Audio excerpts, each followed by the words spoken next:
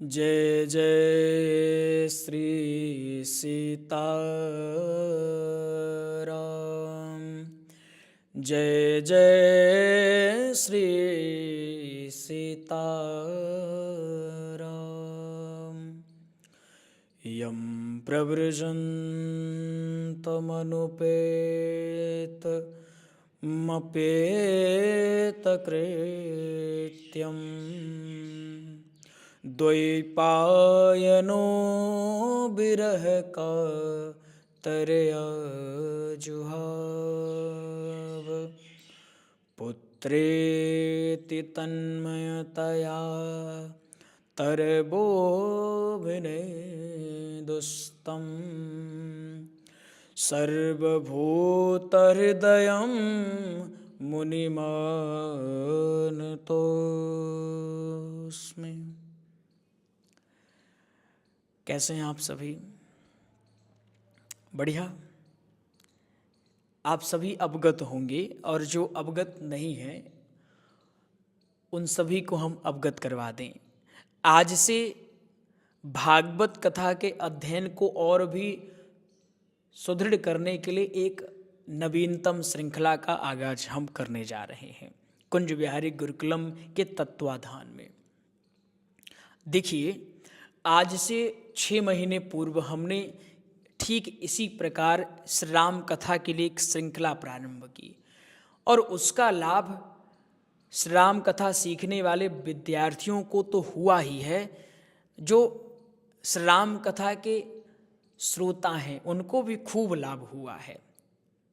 उनका कहना था, गुरुजी हमें मूल कथा श्रवण करने का शुभ अवसर प्राप्त हुआ। इसी बात को ध्यान में रखते हुए हमने भागवत कथा का भी एक श्रृंखला प्रारंभ कर दी।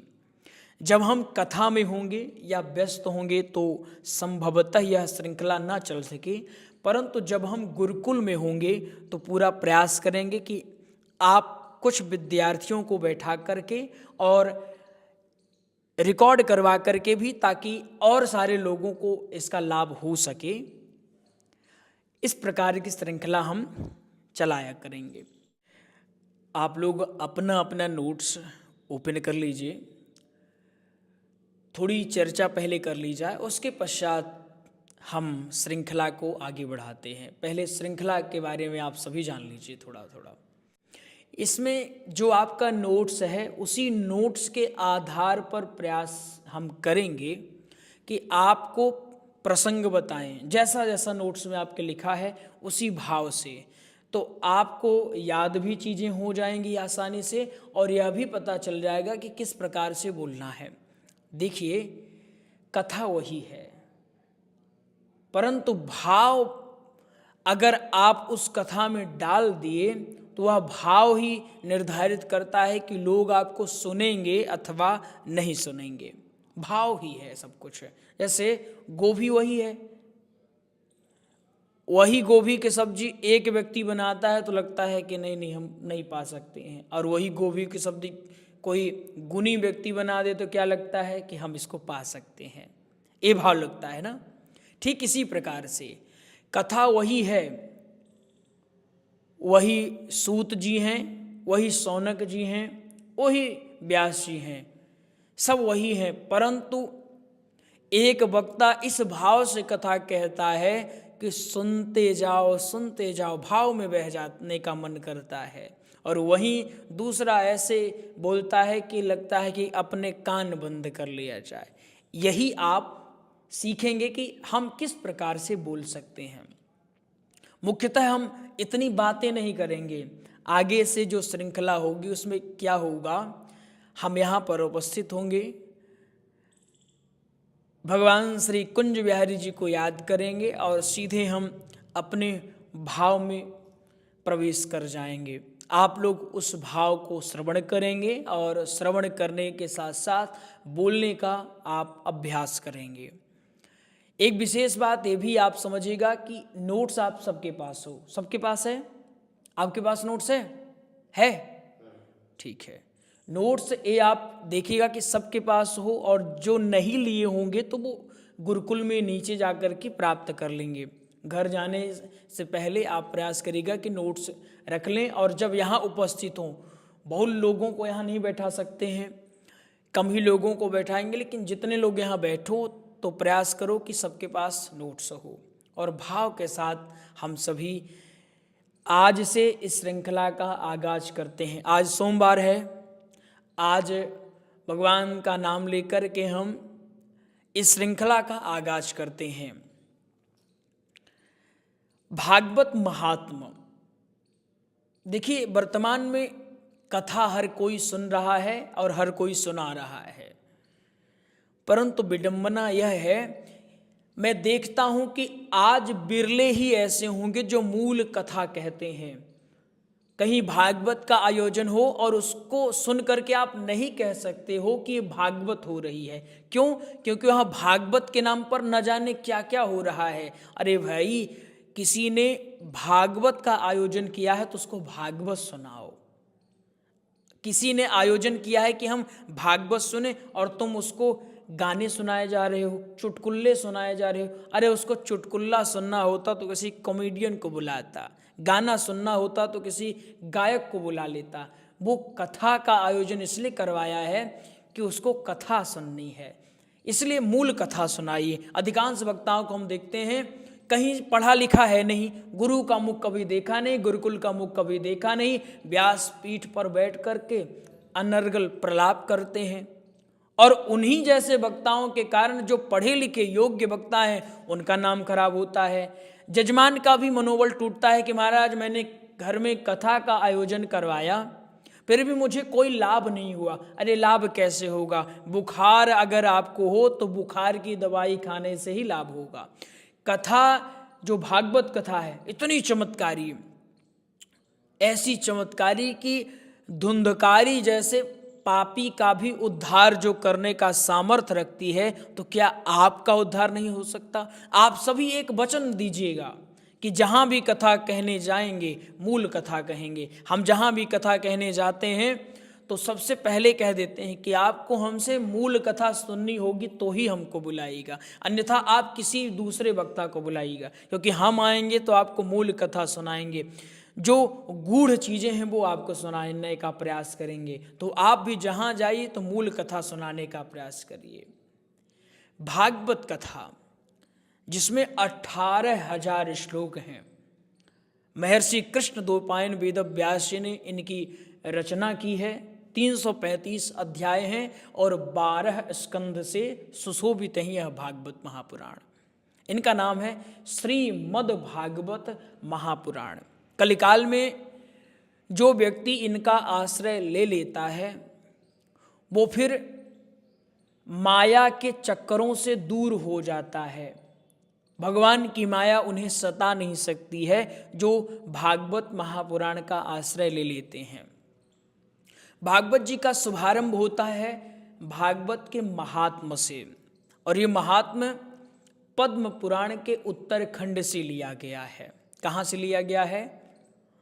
बोलिए, बोला करिए आप लोग। पद्म पुराण के उत्तरखंड। ठीक है, पद्म पुराण के उत्तर बोलते रहेंगे तो आपको भी धीरे धीरे अच्छे से समझ में आएगा। पद्म पुराण के उत्तरखंड से लिया गया है और इसमें 6 अध्याय हैं, और ये 6 अध्याय विशेष रूप से जोर देते हैं कि हमें भागवत कथा क्यों सुननी चाहिए, भागवत कथा सुनने से क्या लाभ होता है। अच्छा, कुछ लोगों को लगता है कि भागवत का पहला श्लोक है सच्चिदानंद रूपाय, परंतु ऐसा नहीं है। भागवत का प्रथम श्लोक है जन्माद्यस्य यतोऽन्वयादितरतश्च चार्थे स्वभिज्ञः स्वराट्। ये भागवत का प्रथम श्लोक है, परंतु भागवत के महात्म का प्रथम श्लोक कौन सा है? सच्चिदानंद रूपाय विश्वोत्पत्त्यादि हेतवे तापत्रय विनाशाय श्री कृष्णाय वयं नमः। ये भागवत महापुराण जिसकी रचना महर्षि वेदव्यास जी ने किया और उसके बाद अपने पुत्र परमहंस श्री शुकदेव जी महाराज को प्रदान किया। और ये शुकदेव जी महाराज जानते हैं कैसे हैं? यम प्रव्रजंत मनुपेतमपेत कृत्यम द्वैपायनो विरह का तरया जुहाव पुत्रेति तन्मयतया तरबो भिने दुस्तम सर्वभूत हृदयम मुनिमान तोष्मे। ये ऐसे हैं शुकदेव जी महाराज। इनका जन्म हुआ और जन्म लेते ही जंगल की ओर भाग खड़े हुए। पिताजी चिल्लाते रह गए, पुत्रेति तन्मयतया तरवोभिने दुस्तम। पिताजी चिल्ला रहे, पुत्र कहाँ जा रहे हो, रुक जाओ। परंतु शुकदेव जी ने सुना नहीं।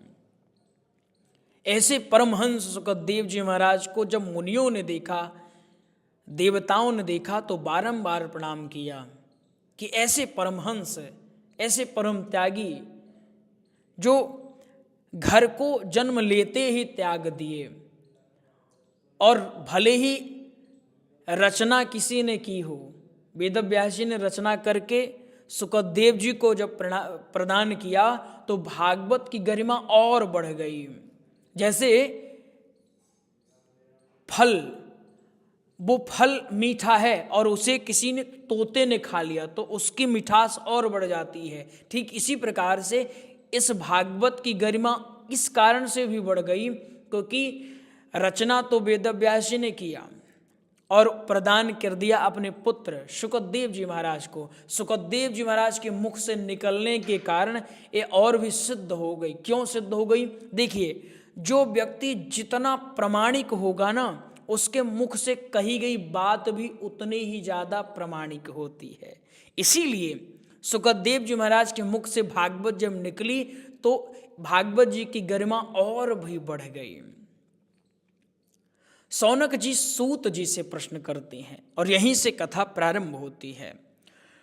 सौनक जी ने कहा, भक्ति ज्ञान विरागा तो विवेको वर्धते महान माया मोह निरासस्य वैष्णवैः क्रियते कथम। सौनक जी ने सूत जी से कहा, प्रभु जो आपका ज्ञान है ना, ये सूर्य के समान है। जैसे सूर्य के उदय होने के पश्चात अंधकार का क्षय हो जाता है, ठीक इसी प्रकार से जो व्यक्ति आपका आश्रय ले लेता है, आपके परम ज्ञान का आश्रय ले लेता है, उसके जीवन से मोह रूपी अज्ञान दूर हो जाता है। मैं आपसे निवेदन करता हूँ प्रभु, ये मुझे बताएं कि जो भगवान के भक्त हैं, वैष्णव जन हैं, वो माया मोह के बंधन से दूर होने के लिए क्या करते हैं? उनके भीतर विवेक का उदय किस प्रकार होता है, ये मुझे बताइए। महान विवेक किस प्रकार से जागृत होता है, ये मुझे कृपया करके बताइए। प्रभु, मैं देख रहा हूं कि जो कलिकाल है इसमें लोग भक्ति से कोसों दूर हो चुके हैं। भक्ति के नाम पर केवल पाखंड करते हैं। भले ही अकेले बैठ करके कभी एक माला न सरकाया हो, लेकिन जब बाहर निकलेंगे तो ये बड़ा भारी माला जपना शुरू कर देते हैं। ऐसा दिखाना चाहते हैं कि मैं कितना बड़ा मालाकार हूँ, कितना बड़ा जपी हूँ मैं, ये दिखाने का प्रयास करते हैं। कलिकाल का प्रभाव है प्रभु। तो इस कलिकाल के प्रभाव से बचने के लिए लोग क्या करते हैं, ये मुझे आप बताइए। माया से दूर होने के लिए लोग क्या करते हैं, मुझे यह बताइए। और यहीं से कथा प्रारंभ हो जाती है। शेष हम अगले श्रृंखला में समझेंगे। अभी आप इसका मनन करें, चूंकि आज यह प्रारंभ की श्रृंखला थी और आपको आज बताना था किस प्रकार से हमारा अध्ययन होगा। यहाँ श्रवण करने के पश्चात आपका एक काम होना चाहिए कि इसी प्रकार बोलने का अभ्यास भी करें। हम तो चाहेंगे कि आप इससे भी बेहतर बोलने का प्रयास करें। बंधुओं, संसार में 3 लोग हैं जो आपकी प्रसन्नता से खूब प्रसन्न होते हैं और वो वास्तव में चाहते हैं कि आप खूब आगे जाएं। माता, पिता और गुरु, ये तीन ऐसे हैं जो चाहते हैं कि मेरा बच्चा मुझसे भी कहीं ज़्यादा श्रेष्ठ बने। तो मैं भी यही चाहता हूँ कि हमारे पढ़ाए छात्र हमसे कहीं गुना आगे निकल जाएं, खूब अध्ययन करें, खूब परिश्रम करें, कहीं भी कथा सुनाने जाएं तो गरिमा के साथ जाएं, व्यासपीठ की मर्यादा का हनन बिल्कुल ना करें। और जो यज्ञमान भी हैं, क्योंकि इस श्रृंखला को ऐसे कई यज्ञमान भी सुन रहे होंगे, कई ऐसे श्रोता भी सुन रहे होंगे जो अपने घर में कथा का आयोजन करवाना चाहते होंगे, उनको मैं विशेष बता दूं, आप ऐसे वक्ता का चयन करिए जो निष्ठा से आपके यहाँ कथा कह सकें, जो मर्यादा से आपके यहाँ कथा कह सकें, जिनको वेद का, शास्त्रों का खूब अच्छे से ज्ञान हो, जो दृष्टांत देने में निपुण हो। ऐसे वक्ता का आप चयन करिए जो व्यासपीठ की मर्यादा को भंग ना करें। मिलेंगे आपसे अगली श्रृंखला में, तब तक के लिए जय श्री सीताराम।